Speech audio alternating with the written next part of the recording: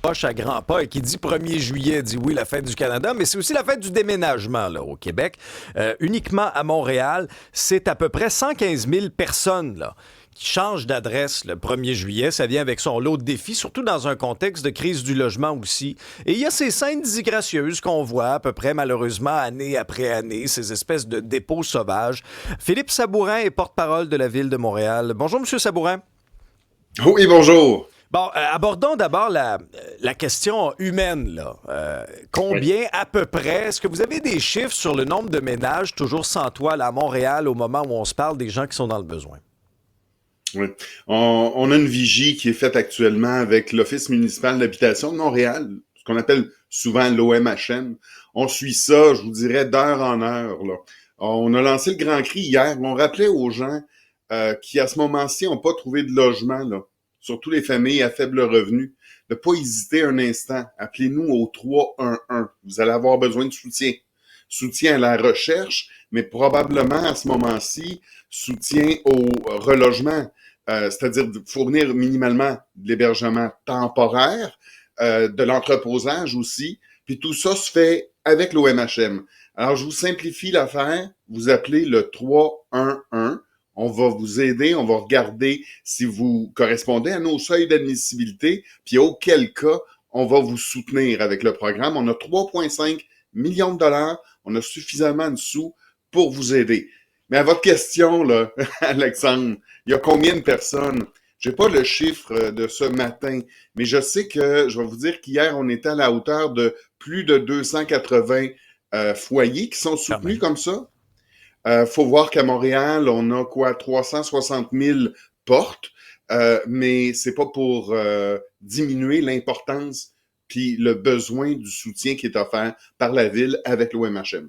Oui, c'est important d'être présent. Donc, 3-1, Ouais. si vous nous écoutez puis que vous vivez une situation comme celle-ci, n'hésitez pas à demander de l'aide. C'est clair, il y a des ressources qui existent. Encore faut-il les connaître. Il y a un enjeu aussi parfois de salubrité. Monsieur Sabourin, vous savez à quel point ça me tient à cœur à Montréal. Ouais. On s'en est souvent parlé. Et c'est souvent vrai à l'approche du 1er juillet. Ces fameux dépôts sauvages, là, tu sais, des gens là, qui savent pas vivre, là, qui déménagent, puis qui font juste sacrer ça sur le trottoir. Là. Qu'est? Arrangez-vous avec ça. Êtes-vous aussi tanné que moi de voir ça, Monsieur Sabourin? Ouais, mais il y a peut-être j'ai une pointe d'optimisme. Ah oui? Il me semble que dans les dernières années, la situation tend à s'améliorer légèrement. Marqué, Alexandre, c'est peut-être aussi parce que les gens veulent plus déménager, parce que quand tu as un logement, tu le gardes. Ah, c'est Fait sûr. que ça fait en sorte que on a un peu moins de monde peut-être qui déménage en même temps, mais ceux qui déménagent, on leur rappelle, là, le trottoir, c'est pas un dépotoir. Fait qu'on vous demande de faire le tri.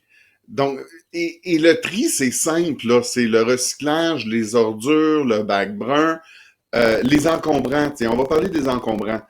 Une grosse table, des meubles, du métal, du plastique, des gros morceaux, là. Les arrondissements, la semaine prochaine, ils vont faire des blitz, puis il va y avoir des collectes spéciales pour ces gros morceaux-là. Fait que ça, informez-vous auprès de montréal.ca avec votre arrondissement. On va venir le chercher. On va s'en occuper. Les matelas, je rappelle que matelas, sofa, problématique de punaise de lit. Ça va aux ordures ménagères. Il y a peut-être l'exception de l'éco-centre Saint-Laurent qui va recycler les matelas. D'ailleurs, les éco-centres, le premier, là, c'est mardi, ça, si je me trompe pas. Mardi, c'est un jour férié. À peu près, il y a bien des affaires qui vont être fermées, mais les éco-centres, ce qui est sûr, c'est qu'ils vont être ouverts. Les 7 sont ouverts. Puis nous autres, la Ville de Montréal, on va maintenir tous nos services de collecte, même ceux de mardi 1er juillet. Il n'y aura pas de vacances, pas de répit. On va avoir, nous autres, une grosse semaine de travail.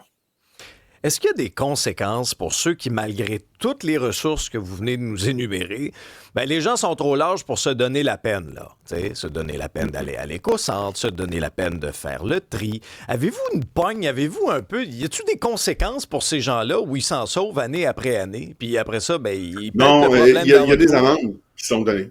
Il y a des Combien? amendes données, là. Ça peut aller de 200 à 2000 dollars. On a augmenté, on l'a multiplié par 4. Si je prends l'arrondissement de Ville-Marie, là, multiplié par 4 le nombre de demandes qui sont pas de demandes, mais d'amendes qui sont données. On a plus que doublé le nombre de nos inspecteurs. Fait qu'on est là sur le terrain, on fait nos enquêtes, mais je vais vous avouer que c'est difficile. Ça nous prend des preuves. Et la collecte de preuves, c'est pas si simple que ça pour l'avoir faite moi-même sur le terrain. Mais c'est important que je pense que tout le quartier peut nous aider. On peut passer le mot à son voisin qui débarque tout pêle-mêle sur le bord du trottoir. Il ne donne pas un coup de main à personne, là. En ce moment, Alexandre, j'ai envie de vous dire que la ville a donné un grand coup de balai, là. Depuis le printemps, c'est propre. Je me suis promené dans plusieurs arrondissements. Je vous l'accorde. Moi, je le remarque, j'espère que vous le remarquez aussi, il y a une amélioration, mais on veut garder ça propre. Là, on a plus de 100 000 personnes qui vont déménager. En même temps, c'est important qu'on maintienne ça dans un état de propreté. En tout cas, souhaitons que l'appel soit entendu. Philippe Sabourin, vous êtes porte-parole de la Ville de Montréal. Merci à vous. Oui.